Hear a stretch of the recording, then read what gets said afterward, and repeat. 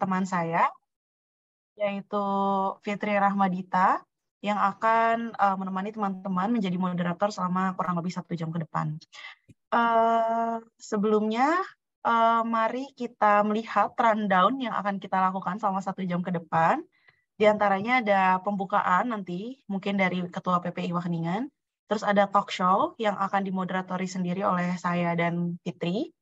Ada Q&A, jadi nanti teman-teman sekalian boleh bertanya langsung kepada ketiga narasumber yang ada, dan juga pemberian sertifikat kepada narasumber serta penutup. Seperti itu. Bagi teman-teman yang belum menekan tombol mute, boleh tekan dulu tombol mute-nya demi keberlangsungan acara ini. Terima kasih. Untuk acara selanjutnya, mari kita mendengarkan terlebih dahulu pembukaan dari Ketua PPI Wageningen 2023, yaitu ada Mas Miftah Rizkonholik. Kepada Mas Miftah, dipersilakan. Halo teman-teman semua, Assalamualaikum warahmatullahi wabarakatuh. Selamat pagi dan sore waktu Belanda dan Indonesia. Pertama-tama saya ingin mengucapkan terima kasih yang sebanyak-banyaknya kepada seluruh panitia yang telah bekerja keras untuk mempersiapkan kegiatan ini. Juga terima kasih saya sampaikan kepada seluruh narasumber yang telah bersedia meluangkan waktunya untuk memberikan pencerahan bagi kita semua mengenai topik PSD hari ini. Juga terakhir saya ingin mengucapkan terima kasih kepada seluruh peserta yang telah hadir dan bersedia untuk mengikuti dan meluangkan waktunya untuk mengikuti kegiatan yang insya Allah akan bermanfaat bagi kita semua ini. Pertama-tama yang saya ingin sampaikan hanyalah berkaitan dengan PSD ini, mungkin menjadi seorang PSD atau melanjutkan studi di level PSD bisa menjadi cukup tricky ya gitu, karena meskipun ini merupakan salah satu jenjang pendidikan yang mungkin kita dalami ke depannya, sependek pengetahuan saya bisa menjadi PSD ini akan sedikit berbeda dengan jenjang-jenjang pendidikan sebelumnya seperti bachelor atau master. Dikarenakan berbagai macam kegiatan yang mungkin berbeda dengan goal akhir dari pendidikan yang berbeda, oleh karenanya sistem pendidikan di level PSD bisa menjadi berbeda dan sedikit tricky jika dibandingkan level pendidikan sebelumnya. Kemudian dari berbagai faktor lainnya seperti masa studi yang lebih panjang, kemudian juga beban pekerjaan yang mungkin lebih berbeda dari selama kita melaksanakan bachelor atau master, juga sistem pendanaannya mungkin ke depannya akan sedikit berbeda, sehingga kurang lebihnya perbedaan tersebut bisa menjadi keuntungan dan bisa menjadi tantangan ke depannya. Oleh karenanya, tidaknya dengan adanya kegiatan ini, kita berharap para narasumber yang telah hadir pada hari ini dapat memberikan kita gambaran secara lebih luas, sehingga kita dapat mendapatkan hint ya gitu, sekiranya apa yang perlu dipersiapkan, apa yang bisa kita dapatkan dari melanjutkan studi di level PhD. Oke, saya harap dengan kita mengikuti kegiatan ini ada ilmu dan manfaat yang dapat kita dapatkan di akhir kegiatan ini. Selamat mengikuti kegiatan ini. Terima kasih dari saya. Assalamualaikum warahmatullahi wabarakatuh. Saya kembalikan ke Mbak Elisa. Baik, terima kasih Mas Miftah. Selanjutnya boleh dipandu oleh Kak Fitri terkait acara yang akan kita lakukan selanjutnya. Oke, terima kasih Elisa. Nah, sebelumnya kita mau cek ombak dulu nih Elisa ya, buat kepada para partisipan. Kita mau tanya-tanya, seberapa siap sih partisipan kita ini untuk menjadi seorang PhD gitu ya. Kita bagi vote-nya berdasarkan 3 kategori, ada jangka panjang, jangka pendek, atau mungkin yang masih kepo-kepo gitu ya, karena kepo, jadi datang nih di webinar ini. Boleh para partisipan langsung aja kasih emoticon, yang jangka panjang pakai jempol, yang jangka pendek tepuk tangan ya, karena mungkin mau sebentar lagi mengambil langkah ke depannya, dan yang masih kepo-kepo kayak aku, itu mungkin pakai emoticon kaget gitu. Boleh monggo sok di Dipencet tombol emoticon di aplikasi Zoom-nya. Kita mau lihat-lihat dulu nih.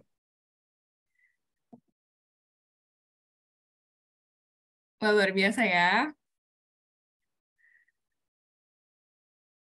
Jadi semoga apapun jangka baik itu jangka panjang atau mungkin masih bingung atau mungkin sudah siap itu semoga dipermudah nih ya teman-teman untuk meraih mimpinya gitu. Oke, lanjut. Kita akan segera bertemu dengan pemateri kita yang sangat luar biasa.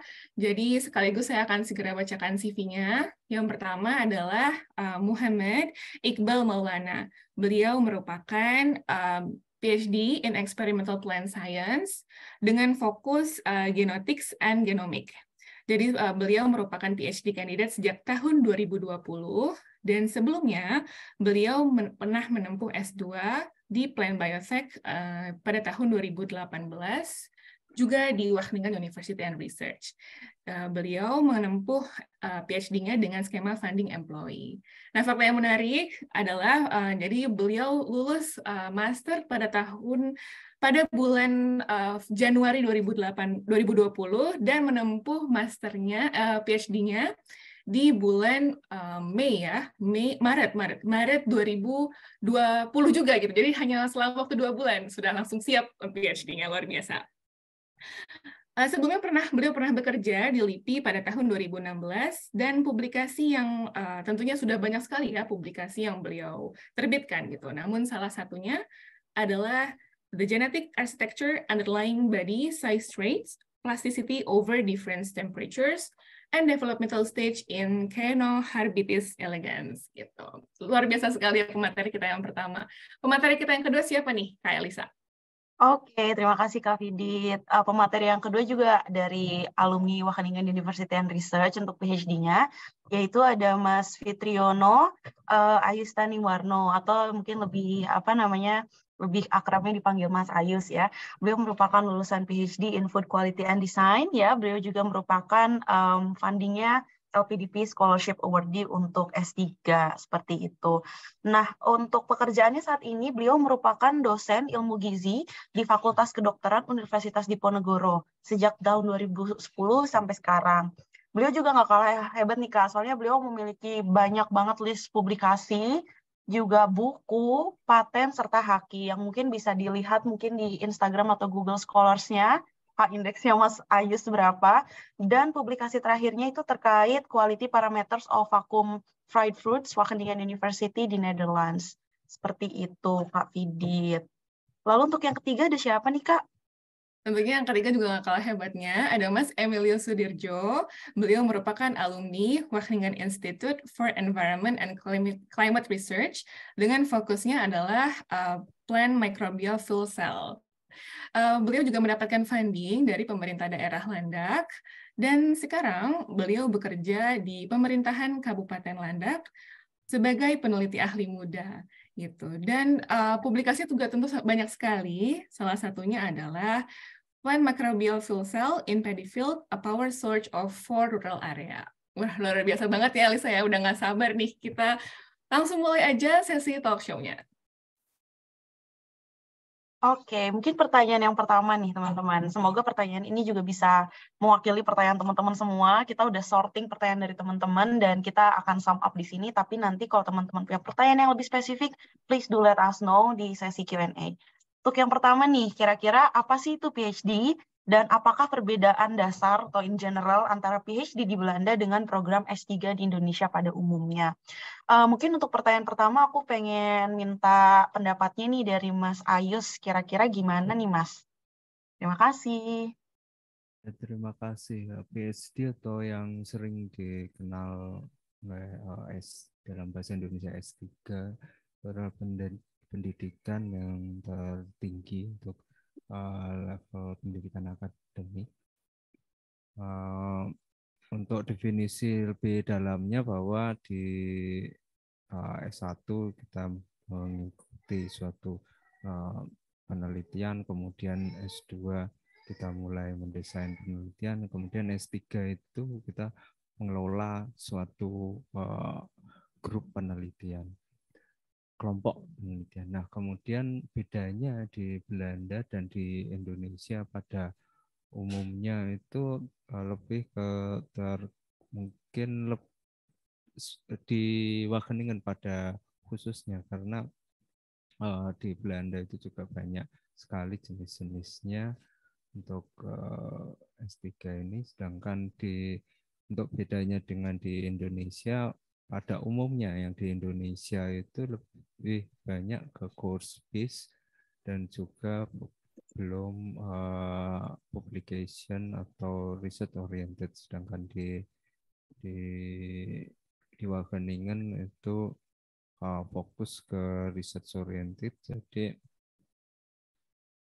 course-course yang akan diikuti itu untuk mensupport penelitian yang akan dikerjakan, dan course yang diikuti itu tidak akan membebani, dan juga di Wageningen itu tidak ada nilainya, sedangkan untuk di Indonesia itu harus ada nilainya, dan kalau tidak salah paling tidak harus B untuk lulus, sedangkan di Wageningen itu cukup pas untuk course tersebut. Mungkin itu, terima kasih. Baik, terima kasih Mas Fitriono. Jadi itu secara mendasar perbedaan in generalnya. Nah, kira-kira dari Mas Iqbal sendiri, apakah ada tambahan terkait perbedaannya atau gimana, Mas? Ya, terima kasih kesempatannya. Kalau dari saya sih sama dengan Mas Aista ya.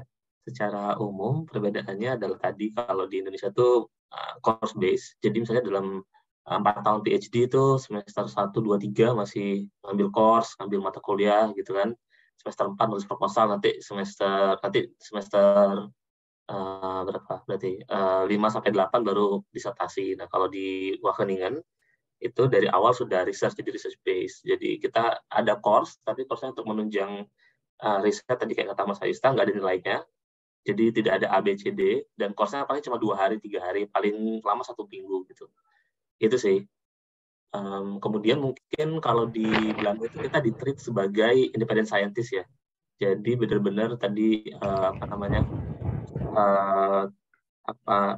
kita juga diberi kesempatan untuk supervise students untuk mensupervisi misalnya tesis S1 atau tesis S2, kemudian juga untuk ngisi course dan course mahasiswa bachelor gitu. Jadi selain perbedaannya di struktur kurikulumnya juga mungkin kalau di Wageningen itu ya kita punya kesempatan untuk belajar. Mungkin Indonesia juga kali ya, tapi saya juga kurang tahu. Yang jelas kalau di Wageningen PhD itu bisa untuk terlibat dalam supervisi mahasiswa S1 S2. Gitu sih mungkin ya. Baik, terima kasih Mas Iqbal dan juga Mas Ayus. Saya rasa sudah jelas sekali ya perbedaan in generalnya. Mungkin lebih ke struktural dan gimana cara kita belajarnya. Terus pertanyaan kedua, silakan Kak Fitri. Pertanyaan yang kedua, ini adalah motivasi apa nih yang menatar belakangi kita untuk mengetahui bahwa mengapa dan kapan kita harus melakukan PhD. Mungkin para pemateri kita udah wejangan kali ya, ini sifatnya mungkin lebih wejangan kepada kita. Pertanyaan ini aku lempar ke Mas Emilius. Monggo Mas Emilius menjawab.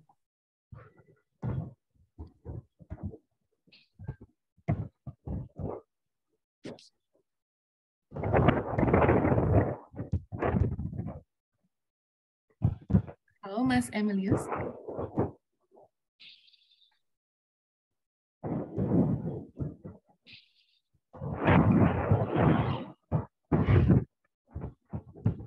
Mungkin karena lagi ada kendala, boleh ke yang lain dulu Kak Fitri? Boleh. Kita pertanyaan ini mungkin boleh dijawab sama Mas Iqbal. Monggo Mas Iqbal. Terima kasih. Motivasi apa yang melatar belakangi kita dan kapan kita memutuskan? Jadi mungkin pertama yang perlu direfleksikan adalah pertama pertanyaannya apakah kita ingin jadi peneliti gitu. atau apakah kita senang meneliti. Karena PhD itu kalau di Belanda ya, terutama di Wageningen, tujuannya adalah untuk melatih kita menjadi independent researcher. Jadi selama 4 tahun kita benar-benar fokus meriset. Jadi kita punya satu pertanyaan besar, kemudian kita breakdown menjadi pertanyaan-pertanyaan kecil, mendesain hipotesis, melakukan eksperimen, analisis data, terus interpretasi data untuk menjawab pertanyaan tadi gitu. Nah, it's a long process, it's a long journey. Jadi mungkin ya itu tadi pertanyaan pertama adalah apakah kita ingin menjadi peneliti atau enggak gitu. Nah, kemudian pertanyaan kedua adalah karir path kita mau seperti apa. Kalau misalnya karir path-nya memang pengen jadi dosen atau jadi peneliti di BRIN atau di mana gitu, doing PhD is one of the thing you have to do. Karena kalau ingin menjadi dosen atau researcher, tentu research skill itu adalah sesuatu yang sangat diperlukan. Makanya kita harus belajar menjadi periset yang independen dengan PhD. Kemudian pertanyaan selanjutnya adalah mungkin kapan kita harus melakukan PhD. Nah, itu bisa dijawab dengan seberapa cepat kita ingin mencapai tujuan karir kita. Kalau misalnya memang ingin setelah lulus S2, ingin segera jadi dosen, atau ingin segera jadi peneliti yang independen, ya mungkin berarti harus secepatnya untuk melakukan PhD. Tapi kalau misalnya teman-teman belum tahu mau jadi apa, dalam tanda kutip ya, maksudnya masih mencari karirnya, karir path-nya, dan teman-teman belum tahu apakah PhD baik untuk saya, mungkin saran saya adalah jangan dulu melakukan PhD. Explore dulu, mungkin do something else, terus nanti dalam prosesnya teman-teman bisa refleksi apakah kira-kira saya butuh untuk PhD gitu. Jadi mungkin itu ya beberapa poinnya. Oke, terima kasih Mas Iqbal. Boleh mungkin Mas Fitriono ada pandangan lain nih, apa yang melatar belakangi kita untuk melanjut PhD. Monggo Mas. Ya, terima kasih. Mungkin saya memberikan gambaran sedikit mengenai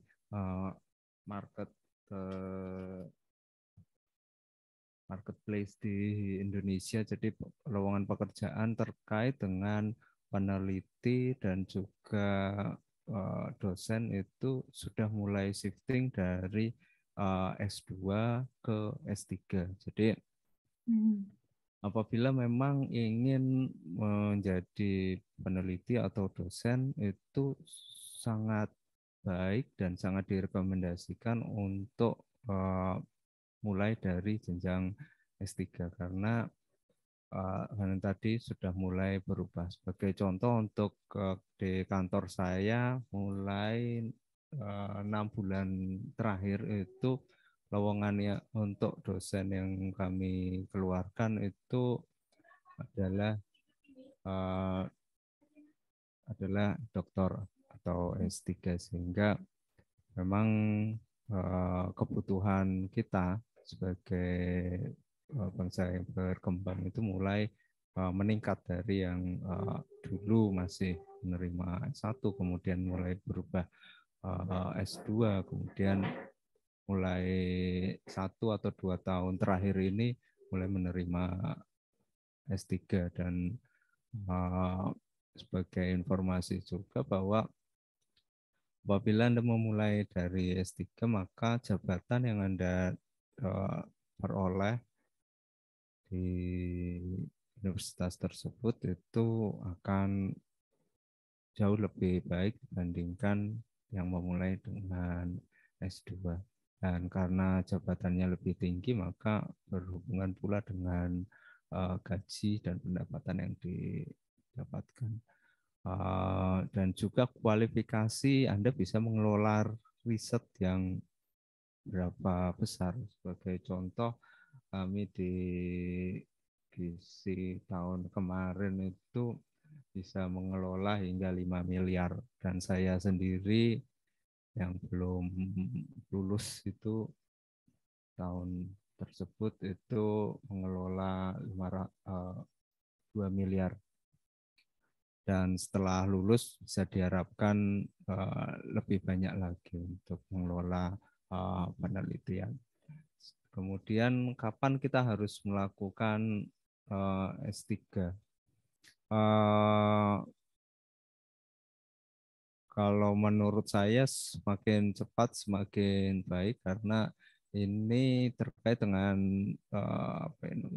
kemampuan otak juga, bahwa kemampuan untuk berpikir kritis, berpikir analitis itu juga ada batasnya, sehingga dan biasanya umur-umur optimum itu juga ada batas mungkin sekitar 30 mungkin, atau mungkin lebih muda, karena sekarang di Indonesia pun juga banyak sekali dokter-dokter muda dengan sistem fast track.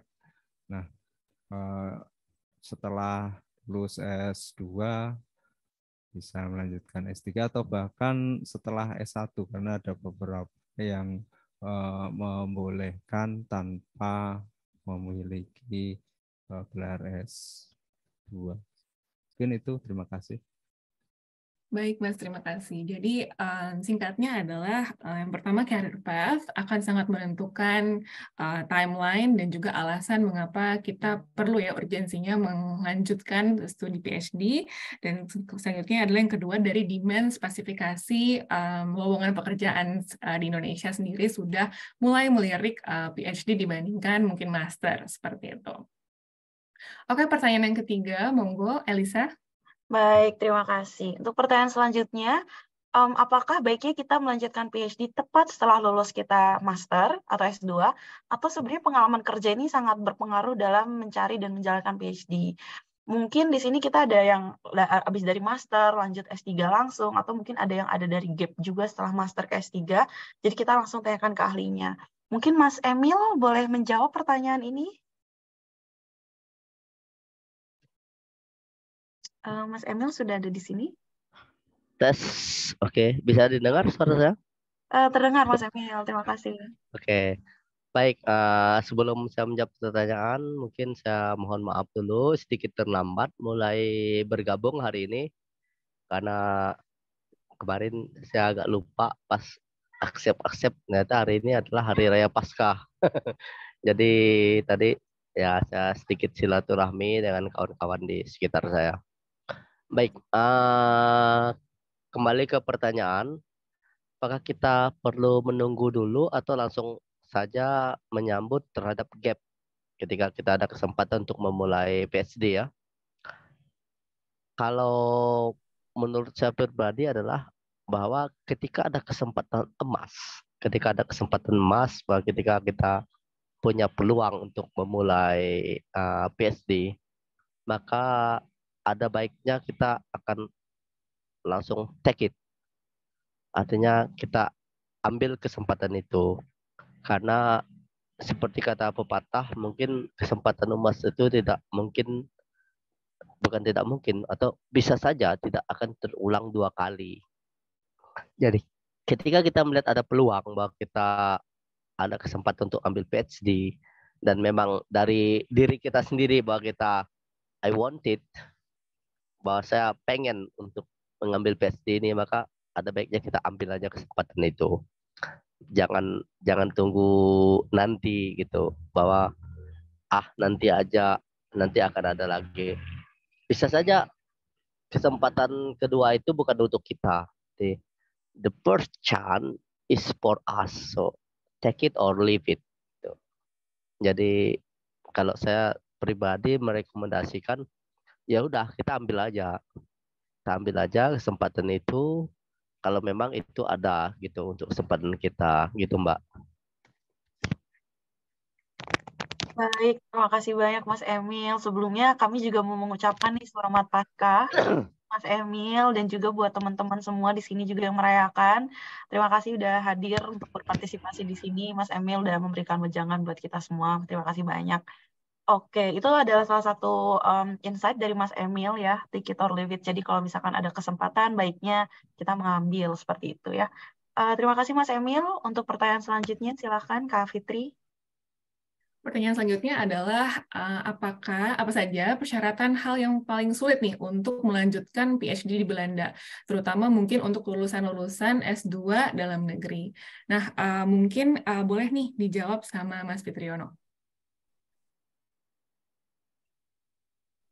Ya, terima kasih, bahwa saya juga lulusan S2 dalam negeri, dan mengalami kesulitan untuk melanjutkan PhD dimanapun. Dan yang terutama itu bahasa Inggris. Jadi bahasa Inggris karena memang bukan bahasa pertama atau kedua kita, itu harus dipelajari dengan serius. Bahkan pada saat saya kuliah S3 itu saya masih harus mengambil kurs bahasa Inggris dan itu menghabiskan waktu. Dan itu mengakibatkan perubahan peraturan. Jadi kalau tidak salah mulai tahun kemarin itu masuk ke PhD di Wageningen secara khususnya itu harus sudah memperoleh nilai IELTS yang atau TOEFL atau persyaratan yang lain yang diwajibkan.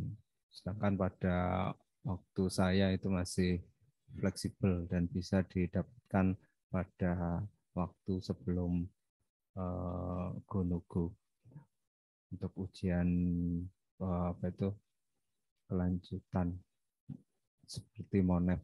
Nah,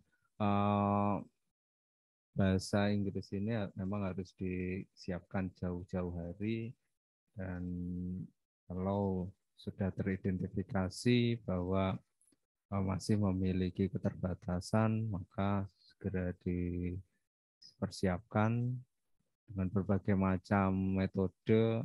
Saya punya banyak teman yang memiliki sukses story, mendapatkan passing grade bahasa Inggrisnya itu di tempat seperti PARE, dan juga tempat lainnya yang merupakan komunitas untuk meningkatkan kemampuan bahasa Inggris. Dan itu, terima kasih. Baik, terima kasih Mas. Jadi tantangan yang paling utama adalah bahasa ya teman-teman ya. Tapi jangan khawatir, tentunya dengan segala persiapan yang bisa dipersiapkan jauh-jauh sebelum menempuh PhD akan bisa membantu untuk memperlancar ya, memenuhi persyaratan dan menjadi bagian dari PhD di Belanda seperti itu. Baik, kita langsung menuju pertanyaan selanjutnya. Baik, pertanyaan selanjutnya ini adalah salah satu pertanyaan yang paling banyak ditanyakan Nika melalui kuesioner, yaitu pertimbangan apa saja yang perlu diperhatikan ketika memilih supervisor atau topik tertentu yang diinginkan. Ada juga yang bertanya soalnya topik-topik yang ditawarkan tuh menarik semua, gimana milihnya daripada semua itu yang paling baik, dan bagaimana cara approach-nya. Mungkin pertanyaan selanjutnya saya tanyakan kepada Mas Iqbal. Pada Mas Iqbal, dipersilakan. Oke, terima kasih. Ketika pilih topik itu mungkin salah satu yang menurut saya penting adalah kecocokan kita dengan topik yang ditawarkan. Pertama mungkin kecocokan ilmunya ya, background ilmu kita. Kedua juga kecocokan apakah kita suka atau enggak dengan topiknya. Mungkin ini terlihat klise dan normatif, tapi that's true menurut saya. Karena PhD itu 4 tahun minimal, kalau di Belanda ya 4 tahun minimal, it's a long journey, dan juga prosesnya tidak mudah. Jadi kalau misalnya kita tidak suka dengan topiknya, misalnya saya bidangnya genetika, tapi saya ngambil topiknya fisiologi gitu, atau saya ngambil topiknya tentang agronominya, yang saya tidak terlalu suka, dan kemungkinan besar 4 tahun itu akan terasa berat dalam jalan PhD gitu, karena kalau misalnya kita suka dengan topiknya, meskipun kita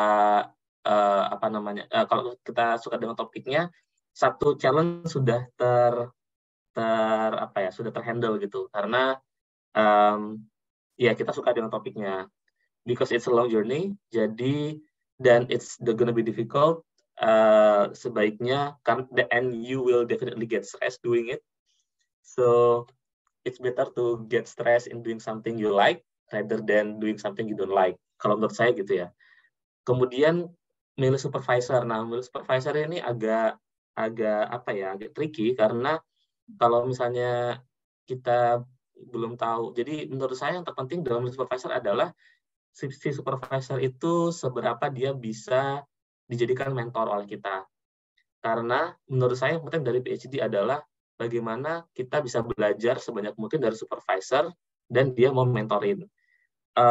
It's important to have supervisor yang punya kualifikasi dan reputasi kelas dunia, tapi kalau misalnya supervisor seperti itu jarang ada di kampus, terlalu banyak di luar kampus, nggak bisa mentorin, kita juga akan jadi akan jadi ya nggak maksimal gitu PhD-nya. Tapi kalau misalnya ada supervisor yang memang mau mentorin kita, it's really good. Jadi ini agak tricky karena hal-hal ini agak sulit untuk diidentifikasi di awal. Tapi yang juga penting adalah memilih supervisor yang cocok dengan bidang yang ingin kita tekuni. Misalnya kalau saya inginnya menekuni genetika kualitatif atau genomics, ya berarti saya cari supervisornya yang dia ahlinya di bidang genomics gitu. Kalau saya dan lain sebagainya ya gitu. Kemudian bagaimana cara approach-nya? Kalau saya kan S3-nya langsung ya, dari S2 langsung S3, dan supervisor S3 saya adalah supervisor S2 saya tesis. Jadi saya approach-nya gampang aja gitu, dan nggak tidak perlu approach dari luar. Tapi mungkin kalau nggak linear kayak saya, mungkin cara approach-nya bisa via email gitu ya, atau minta dihubungkan oleh orang lain gitu. Mungkin kalau cara approach-nya Mas Aisa atau Mas Emil bisa lebih menjelaskan ya, yang punya pengalaman gitu. Boleh. Itu aja mungkin dari saya ya sementara. Terima kasih Mas Iqbal. Mungkin ini karena pertanyaannya paling banyak ditanyakan nih Kak Fitri, kita boleh cari pendapat lain nih, baik dari Mas Ayus atau Mas Emil. Kira-kira gimana sih Mas kalau kita S2-nya bukan di Wageningen, atau misalkan saya juga pengen S3-nya di luar Wageningen, itu cara approach-nya gimana? Apakah udah open gitu di website, ada open PhD vacancy, atau kita bisa approach mandiri melalui email, atau gimana tuh Mas? Boleh untuk Mas Ayus atau Mas Emil? Mas Emil dulu, silakan Mas Emil.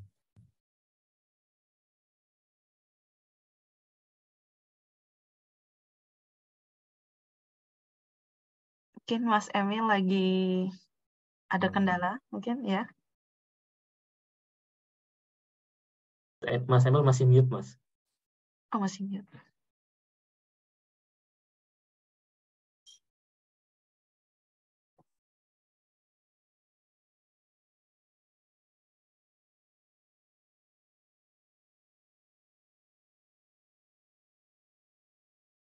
Atau mungkin boleh ke Mas Ayus? Ya, terima kasih. Ini cukup menarik. Mungkin saya cerita yang saya lakukan saja. Mungkin berbeda-beda pengalaman setiap PhD kan itu. Setiap PhD itu bahwa yang dulu saya pertama kali lakukan adalah melamar vakansi dari masing-masing PhD vakansi yang ada di universitas-universitas dari Wageningen, dari Amerika, dari Inggris misalkan. Kemudian saya akhir-akhir itu sadari bahwa ini saingannya adalah seluruh dunia. Yang kemudian saya mencoba cara lain, yaitu dengan orang dalam. Jadi dicari kenalan yang ada di universitas atau di grup tersebut untuk mengenalkan saya ke supervisor, ke promotor, ke profesor yang potensi. Dan kemudian setelah itu saya kebetulan memiliki proposal sendiri. Jadi saya memiliki desain project sendiri, dan hal itu dimungkinkan apabila menggunakan pendanaan dari luar, dalam hal ini LPDP, karena biasanya untuk PhD vakansi itu dibiayai oleh project, dibiayai oleh profesor. Nah, approach seperti itu juga dimungkinkan dan bisa diaplikasikan di mana saja. Mungkin itu ceritanya. Terima kasih. Yes. Baik, Cek. terima kasih Mas Ayus. Jadi kalau Mas Ayus tadi sum up sedikit, kalau Mas Iqbal itu inline dari supervisor S2 ke S3. Kalau Mas Ayus itu lihat open PhD vacancy dan juga minta networking orang dalam istilahnya. Jadi minta dikenalkan ke promoter, ke supervisor atau profesor yang ada. Kalau Mas Emil, kira-kira perjalanan Mas Emil waktu itu approach-nya gimana ya Mas Emil? Tes, bisa didengar? Bisa, aman Mas Emil. Oke. Ya, untuk saya mungkin kombinasi kedua mereka kayaknya. Jadi ketika saya waktu itu 2013 saya selesai S2 di Wageningen. Kemudian selang dua hampir 3 tahun kemudian saya lagi mencari opportunity untuk melanjutkan S3. Kemudian waktu itu kebetulan ada kesempatan beasiswa dari pemerintah Kabupaten Landak untuk melanjutkan S3 di luar negeri. Jadi saya ikut kompetisi, jadi ikut untuk proses seleksi di beasiswa S3 tersebut. Dan salah satu part of the selection adalah saya harus mendapatkan semacam acceptance letters dari profesor di Wageningen di universitas tempat kita untuk apply beasiswa. Jadi akhirnya saya mengontak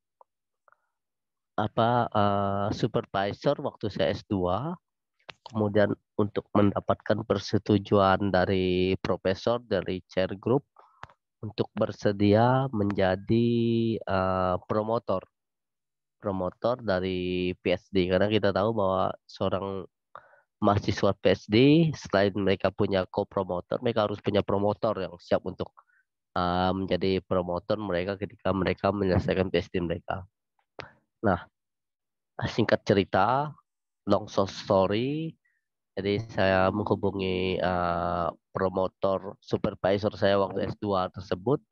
Kemudian saya bisa mendapatkan semacam acceptance letters dari profesor tersebut untuk bahwa saya bisa melanjutkan S3 dengan catatan kalau saya bisa mendapatkan beasiswa. Nah, berbekal dari acceptance letter tersebut, saya bisa berkompetisi untuk ikut seleksi di beasiswa yang diadakan oleh pemerintah Kabupaten Landak. Jadi kurang lebih seperti itu, Mbak, proses saya untuk bisa go on my PhD track. Tuh, terima kasih. Terima kasih Mas Emil. Jadi karena perbedaan skema funding juga bisa berpengaruh ke bagaimana perbedaan approach yang bisa kita lakukan. Kalau misalnya Mas Emil sama Mas Ayus itu contohnya beasiswanya dari luar kan ya. Berarti mereka approach beasiswanya baru ke mengajukan ke promotor dan segala macam dengan topik sendiri. Sementara kalau Mas Iqbal, karena beliau linearitas dan PhD-nya jalur employee, maka termasuk ke dalam skema PhD employee. Terima kasih, Mas. Selanjutnya, Kak Fidit, pertanyaan selanjutnya. Pertanyaan selanjutnya nih sama nih, similar sama tadi yang udah Mas Emilius ceritain terkait dengan funding. Ini juga pertanyaan yang sering banget ditanyain dan menjadi favorit kali ya. Kira-kira apa nih? Apa saja funding yang tersedia untuk melanjutkan PhD di Belanda? Dan bagaimana mekanisme dan juga mungkin ada spesifikasi perbedaan yang signifikan antara masing-masing funding. Nah, kita akan tanyakan ini ke semua pemateri kita, karena pemateri kita memiliki jalur funding yang berbeda. Tapi kita akan tanya dulu nih sama Mas Iqbal. Monggo Mas Iqbal. Baik, terima kasih. Jadi funding apa saja yang tersedia? Kalau di Wageningen itu ada beberapa skema. Pertama, skema employee, seperti saya. Ada skema sandwich, PhD sandwich program. Jadi sandwich program itu 2 tahun di Belanda, 2 tahun di negara asal. Kemudian ada skema beasiswa. Jadi kita bawa project sendiri kayak Mas Ayusta gitu dan Mas Emil bawa project sendiri dari Indonesia ke Belanda dengan funding dari pihak ketiga dari beasiswa gitu, misalnya LPDP. Terus ya kayaknya itu deh tiga itu ya. Nah, untuk mekanisme perbedaannya, kalau yang saya yang PhD itu skemanya open vacancy. Jadi misalnya promotor kita dapat dana project dari NWO, jadi Kalau di Belanda itu ada namanya ada semacam BRIN-nya Belanda namanya NWO. Dia tiap tahun memberikan dana proyek untuk penelitian gitu. Nah, misalnya promotor kita punya proyek dari NWO, kemudian dia membutuhkan PhD untuk kerja proyeknya. Dia open vacancy. Open vacancy artinya kita bisa melamar, jadi kayak melamar kerja. Kita ngelamar ke posisi itu, kemudian kita akan kita akan berkompetisi untuk mendapatkan satu posisi itu. Drawback-nya adalah kita akan berkompetisi dengan seluruh orang dari berbagai negara di dunia yang daftar gitu. Jadi misalnya ada 100 orang yang daftar, ya berarti kita berkompetisi dengan 100 orang itu untuk 1 atau 2 posisi. Nah, skemanya prosesnya sama. Jadi kita apply, kemudian nanti akan di shortlisted. Setelah itu mungkin ada interview sekali 2 kali, baru nanti akan diumumkan keterima atau enggak.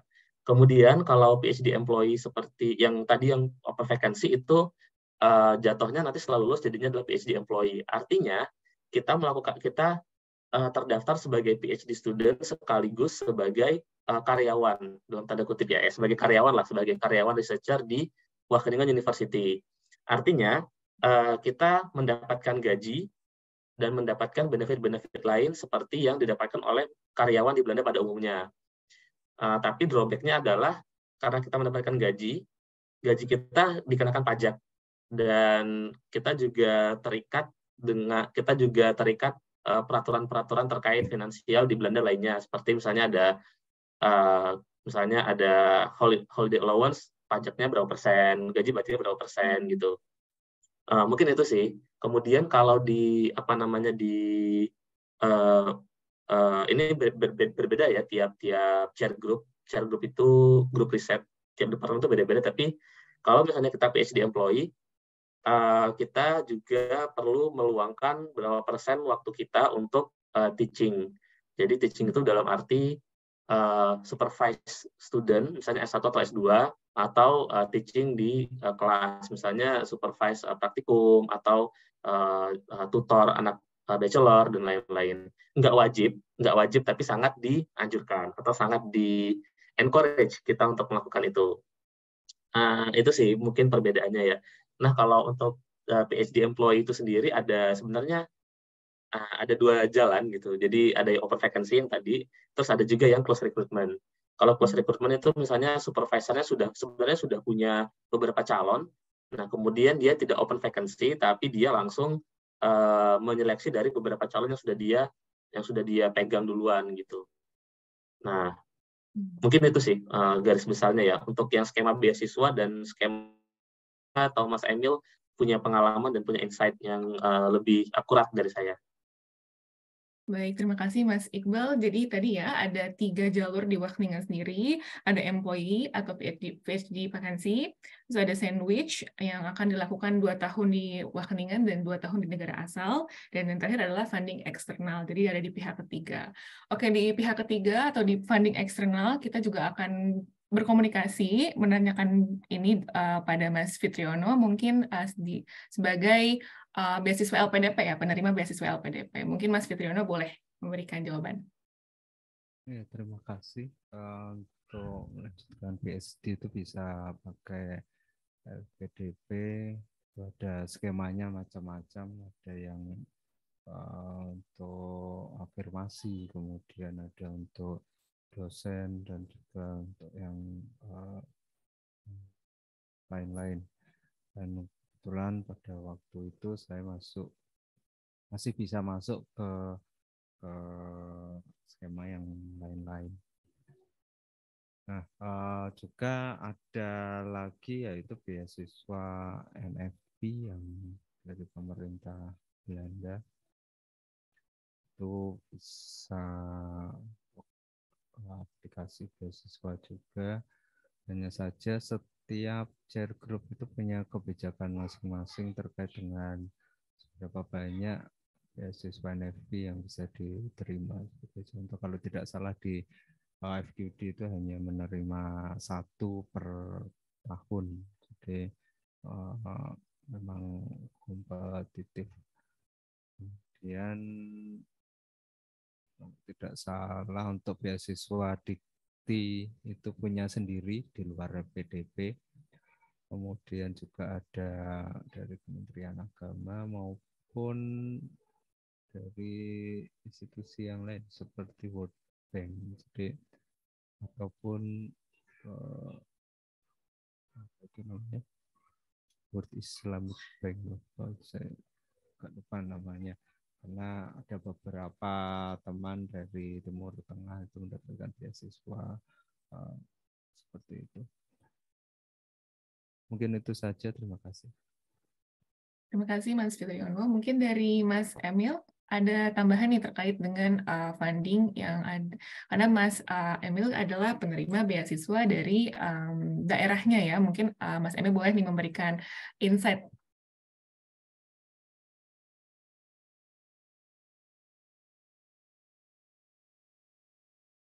Sepertinya Mas Emil masih di mute.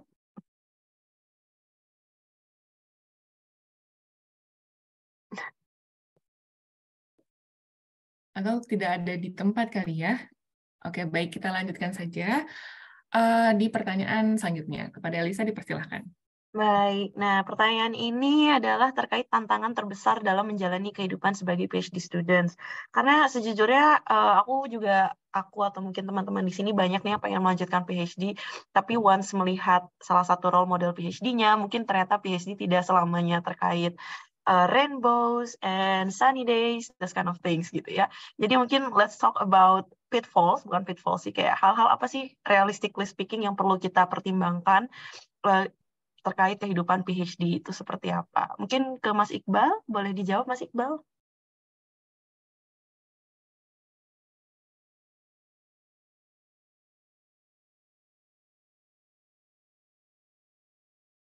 Oke, karena Mas Iqbal sepertinya tidak ada di tempat, mungkin ke... Ada Elisa, cuman kayaknya Mas Iqbal termute, masih di Oh, mute. Mas Iqbal, sorry. Oke, sorry, tadi lupa dinyalain, masih ingat. Tantangan terbesar, mungkin tantangan terbesarnya kalau dari saya ya, adalah gini, kalau PhD itu kan kita mengelola satu proyek. Kalau S1 kita belajar meneliti, S2 belajar mendesain penelitian, nah S3 itu kita semuanya. Jadi mulai dari mendesain penelitian, mengelola penelitian, menginterpretasi penelitian, menulis hasil penelitian, jadi satu paket itu kita kerjain semua. Tantangan terbesarnya adalah karena semuanya, jadi kita bertanggung jawab terhadap proyek itu gitu. Kalau waktu S1, S2 kita punya supervisor yang kalau misalnya ada masalah kita nanya supervisor, tentu supervisor. Kalau misalnya eksperimen gagal, ya masih ada supervisor yang bertanggung jawab untuk itu. Nah, kalau PhD enggak. Jadi whatever happens, itulah tanggung jawab kita. Dan saya, kayak misalnya saya punya student S1, S2, kalau mereka ada masalah, mereka nanya ke saya gimana. Tapi kalau saya ada masalah, ya saya cari sendiri jawabannya, saya kulik sendiri. I have to find out gitu. Kemudian supervisor kita itu lebih banyak di background. Jadi mungkin cuma 25% paling banyak yang supervisor kita itu manage atau include di riset kita. Kebanyakan kita sendiri yang ngerjain. Jadi tantangan terbesarnya adalah mungkin itu ya, kita benar-benar harus belajar jadi peneliti yang independen yang dari awal sampai akhir itu mendesain penelitian dan mengeksekusi penelitian, menginterpretasikan, nulis paper, dan kita yang pegang kendali gitu. Jadi berhasil atau tidaknya PhD itu selain tergantung dengan seberapa seberapa penelitiannya kita eksekusi, tapi juga seberapa kita bisa manage si penelitian itu karena kita yang pegang kendali. Terus tantangan lainnya adalah karena PhD ini jangkanya it's a long run, 4 tahun, dan tiap hari kita riset terus-menerus. It's very easy or probability-nya cukup besar kalau misalnya kita tidak bisa manage mental health dengan baik, kita bisa depresi, frustasi atau burnout gitu. There are some examples dan I've seen it firsthand, teman-teman saya yang burnout karena PhD, mungkin karena pressure-nya terlalu tinggi atau bagaimana, hingga akhirnya ya harus cuti dulu, harus berhenti dulu dan lain-lain sebagainya gitu. Jadi dari tantangan terbesar adalah selain karena memang kita harus pegang kendali dan kita manage sendiri, juga pressure ya. Kadang tuh pressure-nya mungkin dari diri kita sendiri, juga dari lingkungan. Karena misalnya kalau PhD project yang didanai oleh NWO, kan dia demand output gitu. Jadi ya, kalau misalnya itu tidak bisa handle pressure, kadang ya itu tadi bisa depresi atau frustasi dan lain sebagainya. Jadi benar-benar apa namanya, challenge-nya kalau menurut saya adalah challenge dari segi organizational ya, dari segi bagaimana kita bisa manage waktu, manage project, dan juga manage stres yang ada gitu. Mungkin itu ya. Mas Aista dan Mas Emil pasti punya insight yang lebih mantap karena sudah menjalani sampai selesai, karena kan saya baru tahun keempat gitu. Jadi mungkin Mas Aista dan Mas Emil ada. Boleh. Mungkin boleh diangkat juga isu tentang family nih, Mas. Karena biasanya PhD itu udah pada punya keluarga. Nah, itu gimana tuh, Mas? Apakah itu juga salah satu menjadi tantangan atau justru menjadi support system gitu ketika kita menjalani PhD yang istilahnya monoton tiap hari riset seperti itu. Boleh mungkin Mas Ayus atau Mas Emil? Kepada Mas Emil?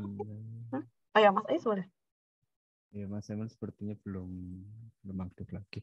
Nah, jadi kebetulan saya membawa keluarga bahwa keluarga itu bisa menjadi support system yang baik, tetapi kita sendiri perlu memanage jangan sampai malah sama-sama stres karena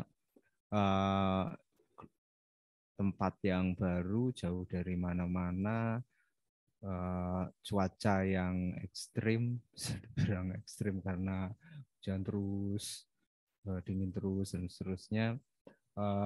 Dan juga tantangan lainnya seperti kadangkala di waktu winter itu tidak ada cahaya matahari yang pada waktu itu saya tidak sadari itu menyebabkan saya depresi. Jadi itu tidak ketahuan dan itu menyebabkan berbagai macam masalah yang kemudian jalan keluarnya komunikasi. Jadi komunikasi dengan keluarga, komunikasi dengan supervisor itu sangat penting sehingga bisa menghasilkan suatu jalan keluar yang baik. Dan kebetulan pada waktu itu kejadian di tahun pertama dan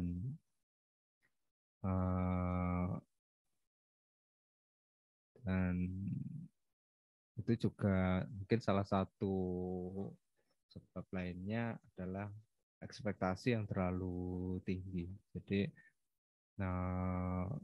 seringkali kita membawa mindset bahwa kita sudah di tempat yang terbaik, saya bisa bilang di nomor 1 di dunia untuk bidang agriculture and forestry, dan harus menghasilkan output yang nomor 1 juga. Mindset itu yang perlu dikelola sehingga tidak memberatkan diri sendiri maupun keluarga apabila nanti membawa keluarga. Dan dengan membawa keluarga itu kita bisa memaksakan adanya work-life balance. Jadi misalkan Sabtu Minggu itu mulai tahun kedua itu saya wajibkan untuk jalan keluar kota. Bahkan kami memiliki museum card yang bisa mengunjungi museum gratis di Belanda dengan biaya 50 euro untuk dewasa selama setahun, dan selama 4 tahun kami berhasil mengunjungi 150 kali museum. Dan kalau misalkan dilihat dari total museum yang ada itu masih seperempatnya karena museum di Belanda banyak sekali. Mungkin itu sharing saya. Terima kasih.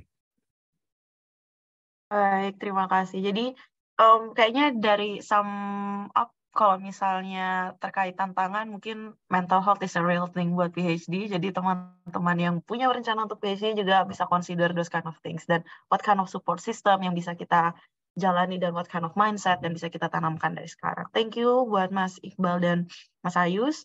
Pertanyaan selanjutnya, Kak. Pertanyaan terakhir sebelum sesi Q&A. Oke, mungkin juga ini kita pertanyaannya banyak dari bapak-bapak hebat ya, Elisa ya. Mungkin nanti suatu saat nanti kita juga mau lihat sisi tantangan dari ibu-ibu PhD hebat ya. Nanti mungkin untuk tahun depan atau mungkin ada PhD Talk selanjutnya. Oke, pertanyaan terakhir, apa saja kesempatan karir nih di masa depan untuk seorang PhD? Apakah ada kesempatan lain selain menjadi akademisi? Lalu yang terakhir, bagaimana kesempatannya di Indonesia? Jadi demand-nya sendiri di Indonesia ini bagaimana? Apakah penting sekali untuk melanjutkan studi PhD? Kita akan menanyakan pertanyaan ini kepada ketiga pemateri. Pemateri yang pertama mungkin boleh menjawab Mas Fitriono. Monggo. Ya, terima kasih. Karena saya akademisi, maka yang paling banyak peluang di Indonesia itu akademisi. Yang kedua peneliti, di BRIN itu kalau tidak salah sekarang pun masih gencar-gencarnya untuk rekrutmen PhD. Mungkin 4 tahun ke depan juga masih banyak karena BRIN itu sedang melakukan reformasi besar-besaran mulai tahun kemarin, sehingga banyak sekali PhD muda yang lulus dari Wageningen pun langsung masuk ke BRIN. Saya tahu 2 teman saya yang setelah lulus langsung masuk ke BRIN. Kemudian untuk industri ini juga mulai ada. Jadi beberapa tahun belakangan lalu mulai ada master. Kemudian mungkin mulai tahun ini saya mulai melihat ada lowongan yang membuka PhD, walaupun sangat terbatas sekali karena memang hanya fokusnya pada industri yang memiliki R&D atau yang base-nya itu di Indonesia.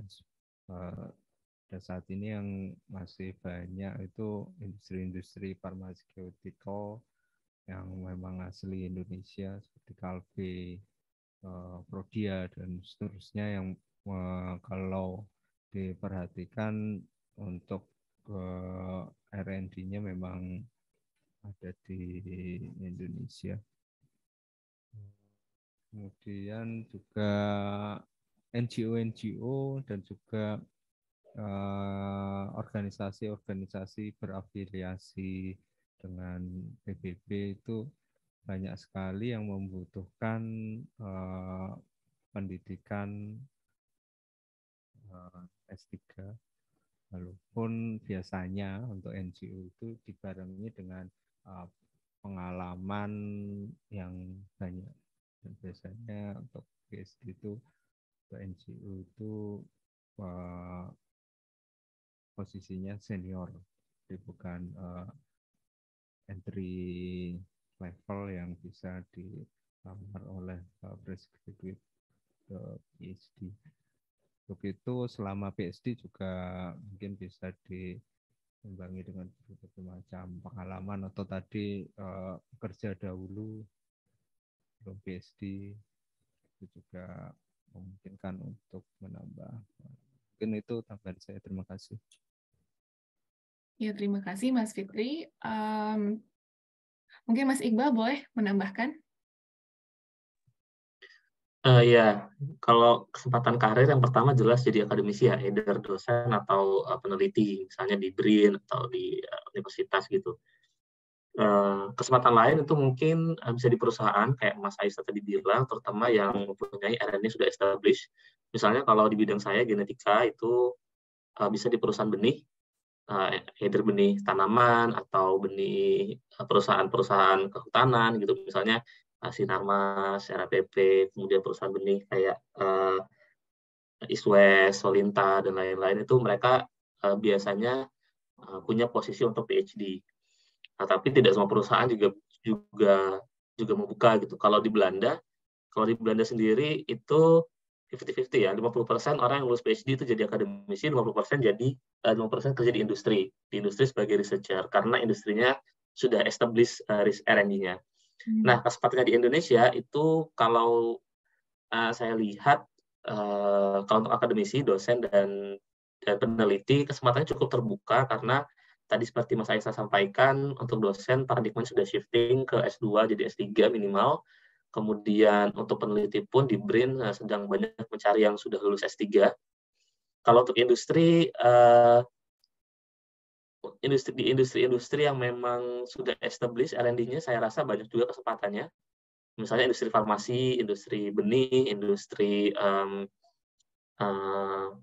FMCG atau lainnya yang memang punya background, yang memang punya bagian untuk research and development, gitu ya. Juga di NGO gitu.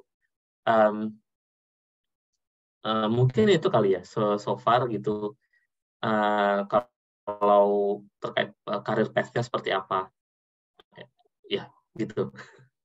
Ya, baik Mas. Terima kasih atas jawabannya. Jadi dirangkum ya. Jadi demand-nya itu baik dan juga mungkin semakin ke sini semakin demand-nya semakin tinggi untuk lulusan S3, terutama di lembaga pemerintahan yang bergerak di bidang riset seperti BRIN, atau juga industri-industri yang sudah mulai concern pada risetnya gitu, seperti di farmasi atau FMCG.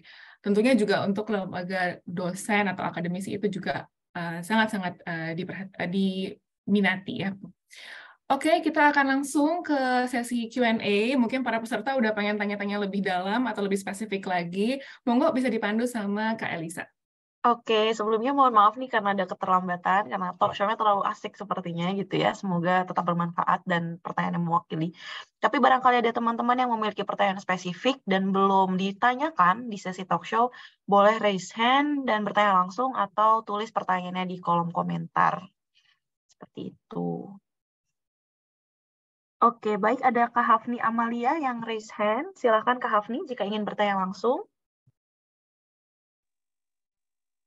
Baik, Kak. Terima kasih banyak, Kak Fitri. Dan ketiga narasumber tadi insightful banget. Tapi saya juga deg-degan banget untuk pengen apply-nya. Maksudnya saya belum ada persiapan banyak gitu mengenai PhD karena masih final master student ya saat ini.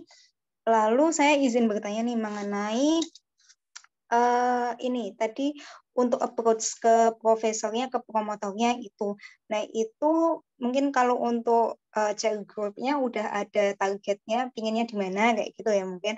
Terus tapi di sini tuh saat saya S2 itu saya tuh udah cari peluang untuk publikasi yang emang benar-benar Q1, Q2, Q3 itu belum ketemu kayak gitu, belum dapat dari dosen saya kayak gitu. Jadi kayaknya saya S2 ini belum memiliki publikasi bergi. Apakah saya itu masih bisa nge-approach profesornya itu sebagai apa ya, sebagai tiket masuknya gitu untuk approach profesor. Lalu yang kedua nih, saya mau bertanya mengenai kemarin saya sempat gitu ikutan Zoom mengenai book club-nya anak Wageningen, anak PhD-nya Wageningen, anak UR itu kayaknya tuh mereka memiliki budaya emang literasinya udah tinggi dan apa ya isinya tuh jadi kita diskusi lebih ke critical engagement mengenai suatu buku. Apakah emang budaya di sana PhD itu memang seperti itu atau bagaimana? Ataukah ada budaya-budaya lain yang mungkin di sini anak S3 di sini pun juga kadang tidak melakukannya, di Indonesia nggak melakukannya. Terima kasih semuanya kakak-kakak. Baik, terima kasih Kak Hafni. Jadi pertanyaan yang pertama, apabila tidak ada publikasi, apakah masih ada possibilities untuk melanjutkan PhD? Lalu yang kedua, bagaimana sistem PhD atau environment PhD di UR yang literasinya sudah tinggi? Mungkin boleh dibantu dijawab oleh Mas Emil? Sepertinya Mas Emil belum ada, mungkin boleh dijawab sama Mas Iqbal? Iya, baik. Untuk pertanyaan pertama, apakah kalau belum punya publikasi, apakah bisa? Pengalaman saya bisa, karena waktu saya mulai PhD, saya juga belum punya publikasi internasional Scopus yang ber-QQ gitu. Menurut saya yang penting itu kalau di Wageningen rata-rata terutama kalau di chair group saya itu tidak penting punya publikasi kalau sebelum S3. Yang penting adalah kita bisa demonstrate bahwa kita punya research skill dan kita bisa scientific dan kita punya kemampuan untuk scientific writing. Jadi yang paling penting adalah kita bisa demonstrate bahwa kita punya skill yang cukup untuk melakukan academic writing atau scientific writing dan juga untuk melakukan dan mengeksekusi satu penelitian gitu. Itu yang penting. Parameternya dari mana? Parameternya adalah kalau dari WUR, kalau yang di WUR, anak master WUR itu dari bisa dilihat dari tesisnya. Kan kita kalau anak WUR itu kan tesis 6 bulan ya. Setelah itu either kalian internship atau research practice. Nah, di situ bisa jadi parameter juga untuk supervisor menilai apakah kita punya kemampuan yang bagus untuk melakukan riset dan menulis ilmiah, walaupun belum punya publikasi. Parameternya sederhana sih, dari nilai tesisnya misalnya gitu ya. Misalnya nilai tesisnya 9, berarti ya you are definitely have the thing untuk melakukan PhD. Tapi kalau nilainya mungkin masih agak rendah-rendah ya mungkin masih perlu diyakinkan supervisornya gitu. Karena kalau di WUR sendiri, misalnya kita punya supervisor, terus kita ingin PhD, terus supervisor kita nggak punya project. Nah, kalau supervisor kita melihat bahwa kita punya potensi, kita punya potensi untuk jadi PhD, misalnya research skill-nya bagus, terus kita juga writing-nya bagus, gitu, dia bisa merekomendasikan, dan biasanya rekomendasi via orang dalam ini punya peluang yang tinggi untuk diterima kalau vakansi, kalau PhD vakansi gitu ya. Nah, kemudian tadi, soal literasi.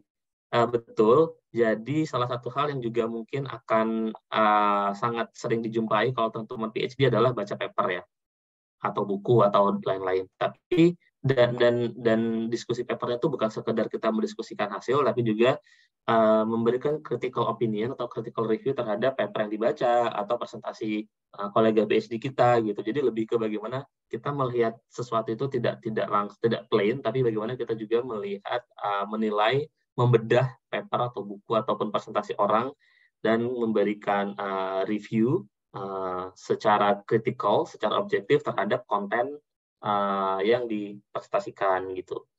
Itu sih garis besarnya menurut saya gitu ya. Baik, terima kasih Mas Iqbal. Jadi buat teman-teman semua, buat Kak Hafni juga, jadi publikasi yang berskopus itu tidak terlalu diharuskan, khususnya di Wageningen. Jadi kalau tidak ada, masih bisa punya potensi untuk melanjutkan PhD di sini. Pertanyaan selanjutnya nih, Kak Fidit, silahkan dipilih. Ada nih datang dari Kak Wirya Suputra. Izin bertanya, untuk pertama approach supervisor, apakah harus memiliki proposal sendiri? Mungkin, dan beliau juga ingin berangkat dengan menggunakan beasiswa BPI. Mungkin masih bingung nih untuk apa yang pertama hal dilakukan untuk mendaftar PhD. Mungkin dari Mas Fitriono, boleh dijawab. Ya, terima kasih untuk approach supervisor. Tadi ada dua cara. Yang pertama ngikut proyeknya mereka, jadi sudah ada macam-macam proyek yang mereka tawarkan. Tidak mesti vakansi, karena kalau vakansi itu nanti masuknya adalah employee, sedangkan yang project itu mereka sudah terlibat dalam project ini dan mungkin tertarik untuk masuk ke project tersebut walaupun dengan beasiswa lain. Nah, kalau ini kan berangkat dengan beasiswa BPI sehingga bisa. Jadi bisa itu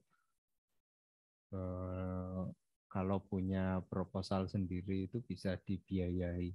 Jadi proposal sendiri itu kelebihannya kita bisa mengangkat masalah yang ada di Indonesia, kemudian kita cari solusinya di Wageningen. Jadi prinsip-prinsip seperti itu yang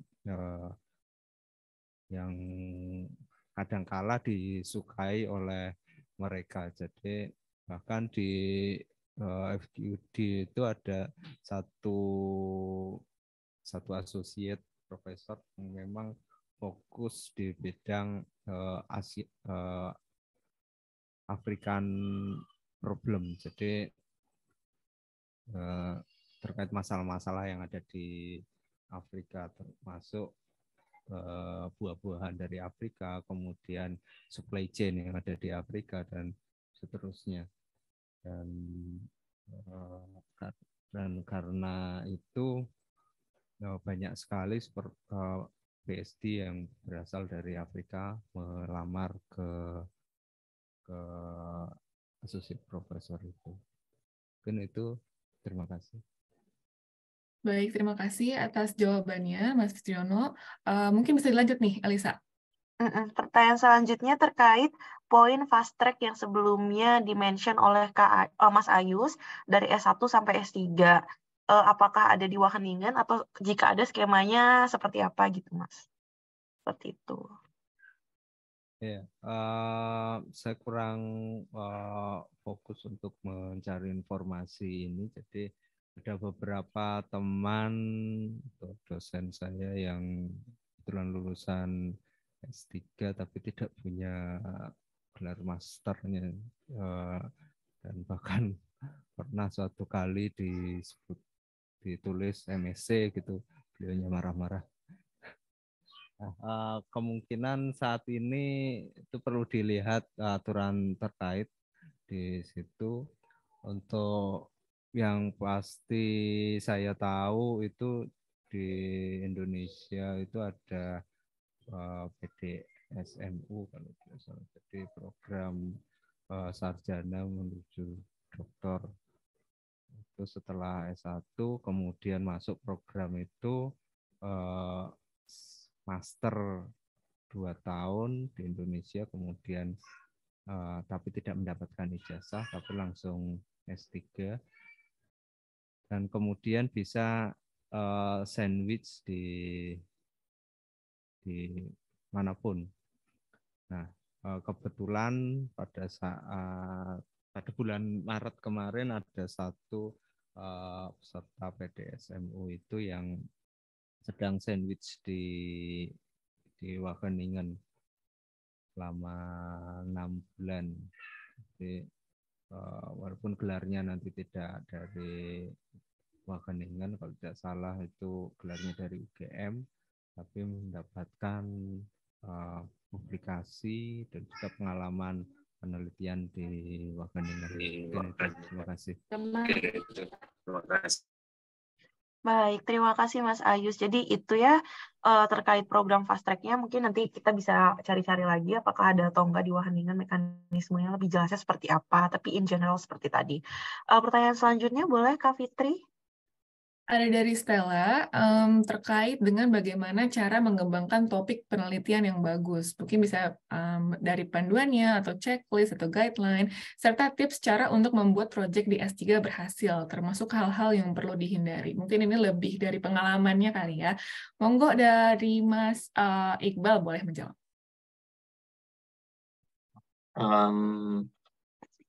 Oke, sorry. Cara mengembangkan topik S3 gitu ya. Kalau untuk yang pertanyaan kedua mungkin nanti Mas Aista bisa lebih menjelaskan ya. Tapi kalau yang pertama bagaimana cara mengembangkan topik, menurut saya gini, kan kalau kita PhD itu kita berusaha untuk menjawab satu pertanyaan yang memiliki satu pertanyaan yang punya novelty. Novelty itu artinya kebaruan gitu. Misalnya dan pertanyaan itu adalah bagian dari satu masalah di masyarakat. Misalnya penelitian saya ingin mengidentifikasi gen ketahanan penyakit di tanaman padi gitu misalnya ya. Nah, itu kan pertanyaannya besar tuh. Nah, itu satu topik PhD. Ultimate goal-nya identifikasi gen itu. Nah, bagaimana supaya itu berhasil, kita bisa breakdown pertanyaan itu ke sub-sub pertanyaan yang lebih kecil. Kalau di PhD di Word itu kita mengenal yang namanya word package.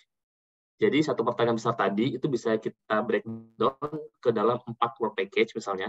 4 word package, jadi 4 word package itu masing-masing punya pertanyaan sendiri-sendiri. Jadi ada satu pertanyaan per word package yang akan jadi chapter untuk PhD kita atau publikasi paper kita nanti. Nah, kemudian untuk menjawab satu pertanyaan yang tadi, misalnya tadi pertanyaannya bagaimana identifikasi gen ketahanan di padi. Kemudian kita bagi menjadi 4 pertanyaannya A, B, C, D. Pertanyaan A itu untuk dijawab kita juga bisa breakdown jadi sub-sub question lagi gitu. Jadi pertama A1, A2, A3, A4 pertanyaannya. Nah, pertanyaan A1, A2, A3, A4 itu adalah pertanyaan yang akan kita jawab atau akan kita temukan jawabannya dari eksperimen. atau dari observasi gitu. Dari eksperimen kita dapat data kita analisis, kemudian kita checklist apakah hipotesis kita sesuai dengan apakah hasilnya sesuai dengan hipotesis, yes or no. Kalau yes kenapa, kalau no kenapa gitu. Terus kemudian jawab lagi sampai pertanyaan A jawabannya ketemu gitu. Kemudian lanjut ke pertanyaan B, breakdown lagi ke small questions seterusnya gitu sampai nanti A, B, C, D. Setelah semua 4 chapter selesai, kan kita harus nulis. Jadi kalau di Word itu disertasinya tuh ada pertama introduction, kemudian 4 chapter penelitian, dan kelima discussion. Nah, discussion ini kita harus merefleksikan dan mengkristalisasi hasil temuan kita di 4 chapter pertama. Nah, itu jadi nanti di situ kita back lagi, kita loop lagi ke pertanyaan awal tadi, pertanyaan besar tadi, apakah sudah terjawab atau belum. Kemudian kita membuat refleksi, kira-kira discussion-nya, pembahasannya seperti apa gitu, dan lain-lain. Mungkin itu sih, karena kalau guideline, saya yakin ada guideline, karena di Word sendiri itu ada guideline disertasi, ada guideline untuk menulis proposal gitu, tapi based on experience itu yang saya alami gitu. Mungkin Mas Ayusta punya insight yang lain gitu. Monggo Mas. Monggo Mas. Ya, terima kasih. Tadi membuat proyek yang berhasil ya. Ya. Halo. Iya, betul. Membuat ya. Ini dimulai dari proposalnya. Jadi untuk awalnya kita harus tahu dulu struktur tesis atau disertasi yang harus disubmit. Jadi untuk di Wageningen itu strukturnya adalah satu introduction, 4 chapter penelitian, dan 1 discussion. Dan yang berasal dari penelitian ada 4, sehingga sebaiknya topik penelitian itu bisa dibagi menjadi 4 penelitian yang kecil-kecil yang memiliki kualitas atau konten bisa dipublikasikan di jurnal berkualitas tinggi. Yang pendekatan yang saya lakukan itu cukup unik karena saya ingin mencoba semua jenis penelitian. Jadi ada 4 penelitian yang saya lakukan. Yang pertama adalah artikel review. Jadi di sini saya bisa belajar membuat review. Yang saya kerjakan review yang tradisional, tidak yang high level seperti systematic review atau meta-analisis. Kemudian yang kedua, saya lakukan lab basah. Saya kebetulan penelitian vacuum frying tropical fruit. Jadi saya menggoreng buah mangga pada waktu itu. Kemudian saya analisis macam-macamnya. Yang ketiga, saya modeling data yang didapatkan di situ. Saya buat model secara matematis dengan komputer, sehingga saya mendapatkan skill modeling tadi. Kemudian yang terakhir, saya kembangkan sendiri dari hobi saya, yaitu fotografi. Saya lakukan image analysis pada buah goreng tadi, kemudian bisa menghasilkan publikasi juga. Kemudian tadi juga disebutkan untuk mengikuti course-course itu juga sangat baik. Saya kebetulan menggunakan R, dan R itu sangat kritikal dalam analisis data dan penanganan data yang saya lakukan, sehingga sebaiknya nanti atau mendalami R. Itu terima kasih. Baik, terima kasih kepada para pemateri kita. Semoga menjawab ya Kak Stella ya. Monggo Elisa, mungkin pertanyaan terakhir nih karena waktu kita terbatas. Iya, betul. Ini pertanyaan terakhir dari Mas Friendly Wehanto. Jadi pertanyaannya adalah, apa syarat lulus PhD di WUR? Berapa publikasi yang harus dihasilkan? Dan pertanyaan kedua terkait family related, jika ingin membawa istri dari tahun pertama, kapan baiknya harus mengurus visa resident permit dan tempat tinggal. Sebagai informasi, beliau ini adalah sedang mendaftar proses beasiswa LPDP di tahap 1 jalur LOE untuk intake 1 Agustus 2023 mendatang. Mungkin boleh ditanyakan kepada Mas Iqbal, apakah Mas Iqbal membawa keluarga dari tahun pertama atau enggak ya, Mas? Iya, saya juga bawa keluarga di tahun pertama. Tapi mungkin kalau saya punya advantage karena saya masternya di sini ya. Jadi saya sudah 2 tahun dulu di sini, saya sudah tahu lapangannya gitu. Kemudian subscribe ke Idealis sudah lama, jadi prioritasnya tinggi. Kalau yang baru datang dari Indonesia, memang agak sulit ya untuk bawa keluarga langsung karena sekarang lagi ada krisis rumah sebenarnya di Wageningen, terutama rumah untuk PhD yang bawa keluarga. Jadi banyak demand-nya tinggi tapi supply-nya sangat rendah. Jadi persaingannya ketat sekali gitu. Terutama kalau untuk keluarga yang punya anak. Karena di Belanda itu ada standar khusus untuk rumah yang bisa digunakan untuk keluarga dengan anak. Jadi nggak sembarangan. Studio pun ada standarnya yang bisa dipakai untuk keluarga dengan anak. Kalau tidak ada maka tidak boleh. Jadi emang agak strict gitu ya. Kemudian saran saya dari sekarang kalau memang nanti Agustus akan datang ke sini, dari sekarang sudah dicari rumahnya yang kalau misalnya masih berdua dengan istri itu relatif lebih gampang karena bisa pakai studio. Tapi kalau sudah punya anak maka harus cari rumah yang yang bisa untuk anak. Bisa dicari di website di internet di Belanda yang menyediakan misalnya room.nl, terus Pararius, Sior, dan lain-lain. Kemudian kalau di Belanda sendiri, di Wageningen sendiri itu untuk lulus harus memproduksi 4 chapter penelitian. Kalau tadi Mas Ayusta 1 chapter review dan 3 chapter penelitian, tapi rata-rata 4 chapter ya. Kemudian apakah harus publish? Nah, ini tergantung dengan share group dan promotor. Jadi dari Wageningen sendiri tidak ada kewajiban publish, tapi chapternya harus publication quality. Jadi sebenarnya sama aja. Chapternya harus publication quality, tapi tidak harus publish dulu. Publishnya setelah lulus juga boleh. Nah, tapi ada share group, ada promotor yang mengharuskan misalnya minimal 2 publikasi atau 3 publish gitu. Jadi itu beda-beda tiap share group. Gitu. Ya, mungkin itu ya. Mungkin Mas Aista ada pengalaman gitu, karena sudah lulus. Saya masih belum. Mas Ais, apakah bawa keluarga dari tahun pertama juga atau gimana tuh, Mas? Ya, kebetulan bawa langsung karena setelah dipikir-pikir untuk bawa di tahun kedua itu repot sekali administrasinya, dan juga kebetulan pada waktu itu ada anak 2 tahun, dan itu sangat susah kalau berangkat sendiri, sehingga dipikirkan untuk membawa langsung di awal-awal. Kemudian di sini secepatnya mengurus resident permit dan tempat tinggal itu, karena tadi informasinya memang benar susah sekali cari rumah di Wageningen, bahkan untuk tahun saya pada waktu itu.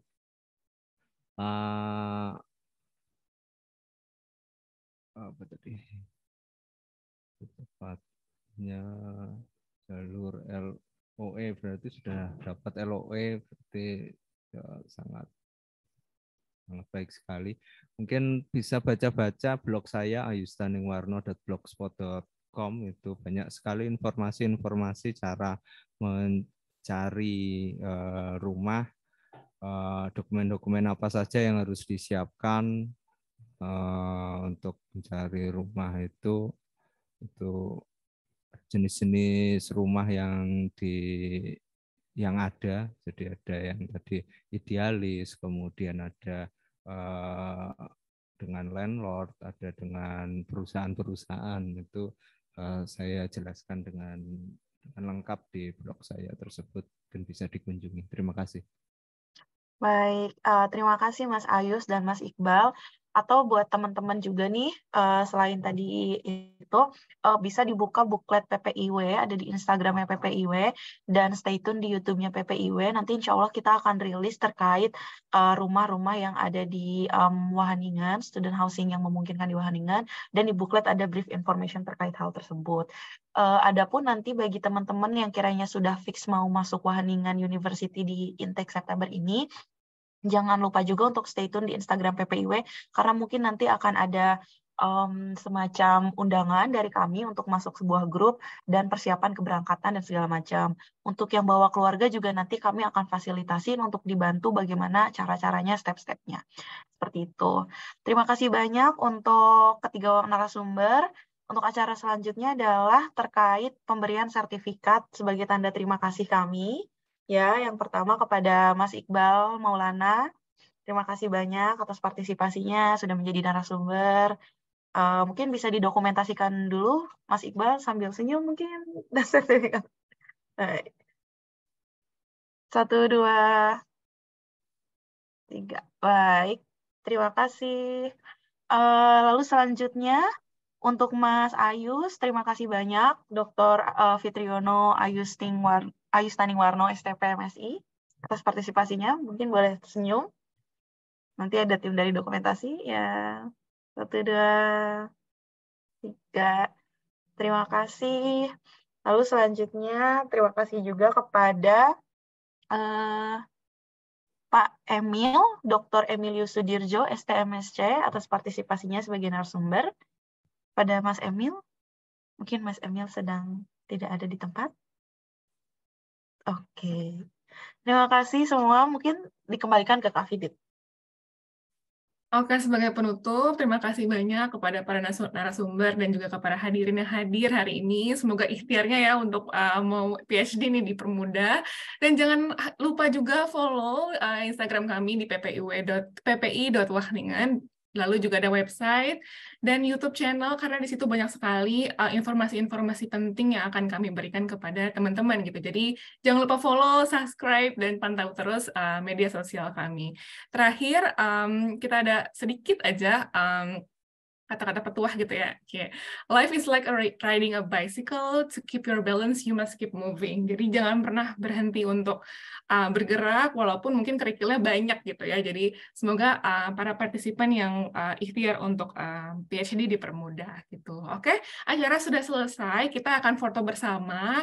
Mungkin bagi yang belum mengaktifkan kameranya, diaktifkan dulu. Mungkin mau rapi-rapi sebentar, kita kasih waktu 1 menit sebelum kita ambil foto bersama.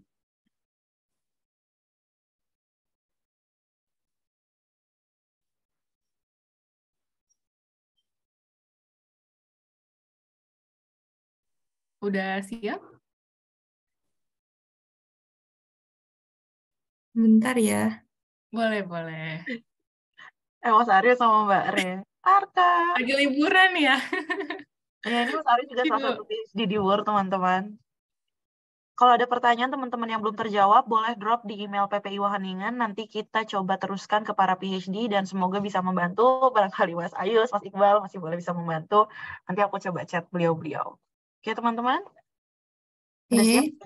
Bentar ya. 1, 2, 3. Bentar.